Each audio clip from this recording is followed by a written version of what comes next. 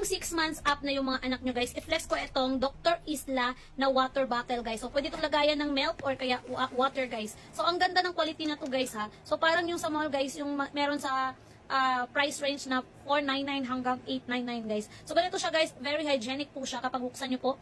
Dust proof na siya, so hindi na rin po siya madadapuan ng mga insekto guys. Ayan, BPA free na din po ito guys, non-toxic at leak proof po ito. Ayan, tingnan nyo.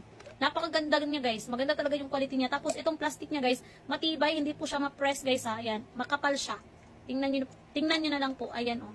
So meron itong mga kulay guys ha, na iba. Pwedeng pang babae, pwedeng pang lalaki guys. So i-click nyo lang po ang yellow basket. At ang kagandahan nito, meron na din po siyang hawakan. So para siyang pang training cup para sa inyong mga anak. So kung 6 months up na yung mga anak nyo guys, i-flex ko itong Dr. Isla na water bottle guys. So pwede itong lagayan ng milk or kaya water guys. So ang ganda ng quality na to guys ha. So parang yung sa mall guys, yung meron sa price range na 499 hanggang 899 guys. So ganito siya guys, very hygienic po siya kapag buksan nyo po.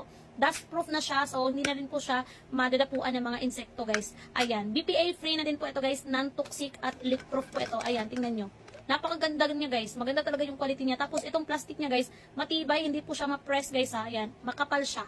Tingnan niyo na lang po. Ayan oh. So meron itong mga kulay guys ha, na iba. Pwedeng pang babae, pwedeng pang lalaki guys. So i-click nyo lang po ang yellow basket. At ang kagandahan nito, meron na din po siyang hawakan. So para siyang pang training cup para sa inyong mga anak. So click